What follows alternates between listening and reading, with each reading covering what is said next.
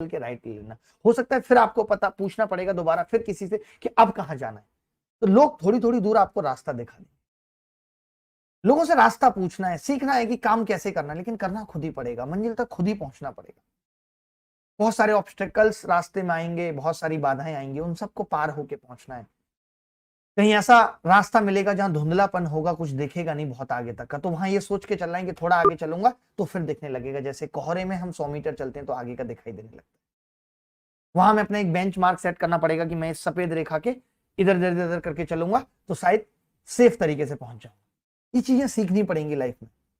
हम क्या सोचते हैं, हम कोई नए क्वेश्चंस नहीं ट्राई करना चाहते, हम वही पुराने क्वेश्चंस, वही पुरानी किताबें, हमें लगता है कि बार बार इसे कर लो, सरल चीजें ढूंढते हैं। जैसे किसी का गणित अच्छा है तो वो बार बार गणित करना पसंद करता है, किसी को जीएस में इंटरेस्ट आता है, जीएस इंटरेस्टिंग है भी। जब कोई टीचर कहानी सुनाता है अकबर की नानी के बेटे का मामा के फूफे से मेरी भी रिश्ता होने की उम्मीद है, तो हमें उन कहानियों में मजा आने लगता है और हम मजे वाली चीजें ही पढ़ते हैं।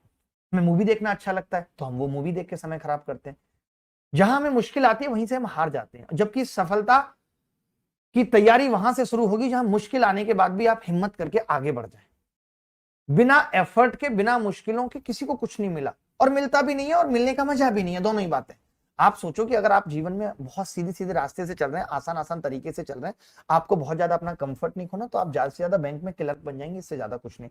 और जब आपको इतनी कंफर्ट की पड़ी थी तो क्लर्क बनने की भी क्या जरूरत थी। जिस दिन आप घर से बैग उठा के निकल आए थे ना, तो समझ लो कि आपने उन रास्तों पर चलने का सोच लिया था जिन पे कांटे हैं। आपको घर से बाहर निकलना ही नहीं था। रिस्क तो वहीं से शुरू हो गया था जब आप अपने घर से बाहर निकले थे। आराम से घर पे खाट पे लेटे हुए थे, कोई रिस्क नहीं था, कोई कुछ नहीं था। मम्मी सुबह खाना सरका देती थी, आप पेट के अंदर टटोल लेते थे उसको। लेकिन जब आप अपने घर से बैग उठा के बाहर निकले थे तो समझ लो आपने रिस्क ले लिया था। और अब उसके बाद भी जान नहीं लगाना चाहते, जी जान से नहीं पढ़ना चाहते, दिल से नहीं पढ़ना चाहते, सिर्फ ये दिखाना चाहते हैं कि रात को 11 बजे पढ़ने बैठे थे और 2 बजे तक पढ़ाई करके एक सेल्फी डाल दी, स्टडी एट होम, रात के 2 बज रहे। आपको लगता है कि इन सब चीजों से, देखिए मैं दिखापे के लिए कभी मना नहीं करता, आप दिखाइए, बहुत अच्छी बात है दिखाना, लेकिन अंदर की जड़ें भी मजबूत होनी चाहिए।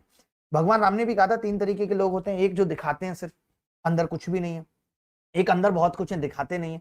तीसरे वो जो दिखाते भी और अंदर भी बहुत कुछ है। तो तीसरे टाइप के आदमी बनिए कि आपको दिखाने का भी शौक है तो भी चलेगा, क्योंकि हाइपोक्रेसी क्रिएट करके या फिर शो ऑफ या हाइप क्रिएट करके आपको बाहरी आवरण से तो खुशी मिल सकती है, लेकिन आपकी अंतरात्मा हमेशा दुखी रहेगी। आप सफल हो ही नहीं पाएंगे। आप लोगों को बताते रहेंगे मेरे 160 मॉक में नंबर आ रहे हैं, लेकिन आ नहीं रहे। सच्चाई आपको पता है 90 ही आ रहे हैं, लेकिन आप जोड़ना ही नहीं चाहते। आप उस सच से गुजरना ही नहीं चाहते जो आपकी लाइफ के लिए जरूरी है। तो कैसे काम चलेगा बताओ। जो चीजें आपको आसान लगती है उनको बच के, जो मुश्किल लगती है उनमें कोशिश करो, उनमें एफर्ट डालो कि वो मैं कैसे सीखूं। ये उन लोगों के लिए बता रहा हूं जिनके मार्क्स मॉक के अंदर 110 120 पे स्टक हो गए, आगे बढ़ ही नहीं रहे, क्रिटिकल पॉइंट आ गया लाइफ में। इसका मतलब है कि अब सच में बदलाव की जरूरत है। अब सच में ये देखने की जरूरत है कि कहां पे मैं फंस रहा हूं, कहां पे कमियां कर रहा हूं, कहां पे गलतियां कर रहा हूं, उन्हें कैसे सुधार सकता हूं। जब तक ये नहीं करेंगे तब तक कुछ नहीं हो सकता। ये पता नहीं है पेपर को कैसे अटेम्प्ट करना है, जब पेपर दे के आ जाते हैं, 1 साल दे लेते हैं एग्जाम, तब कहते हैं ओ मेरा तो 1 साल वेस्ट हो गया। क्यों वेस्ट करना चाहते हैं? जो आप पेपर देके सीखना चाहते हैं वो मॉक देके सीख लीजिए। हमारे टाइम पे मॉक उतने मायने नहीं रखते थे, क्योंकि उस टाइम कट ऑफ इतनी हाई नहीं जाती थी। आज सिलेक्शन के लिए हाई नंबर ऑफ मार्क्स चाहिए, बहुत हाई लेवल ऑफ परसेंटेज चाहिए एग्जाम के अंदर। तो अब आप कोई भी मिस्टेक नहीं कर सकते, आप सिलेबस का कोई पार्ट छोड़ के नहीं जा सकते, और आपके पास वही 24 घंटे हैं, उसमें आपको मैनेज करना है कि कैसे मैक्सिमम टाइम। मैंने गणित और इंग्लिश को दे दिया, अब कम से कम मैं जीएस के लिए खुद के नोट से पढूं, मैं क्लासेस में ज्यादा समय नहीं लगा सकता। ये सब चीजें सोचनी पड़ेंगी अगर सच में सफल होना चाहते हैं। आप देख लो, आप रैंक 1 का इंटरव्यू देख लो, 2 का 3 का देख लो, किसी ने नहीं बताया होगा कि हाँ मैंने जीएस की क्लास की थी, किसी ने नहीं बताया होगा कि मैंने इंग्लिश की वोकेबलरी की क्लास की थी। कुछ चीजें टीचर से गाइडेंस ले लो, टीचर मेंटर हो सकता है, उसे पूछो कि सर मैं कैसे जीएस पढूं, मुझे मैक्सिमम मार्क्स लेके आने, मुझे पूरे में पूरे नहीं चाहिए, मुझे 35 से 40 मार्क्स चाहिए, उतना मेरे लिए काफी है, बाकी सब्जेक्ट्स में मैं अच्छा कर लेता हूँ। क्योंकि वहां गारंटी नहीं है कि आपने 8-9 महीने की 5-5 7-7 घंटे की तैयारी लगा भी दी, उसके बावजूद आप 50 लिए, इस बात की गारंटी नहीं है।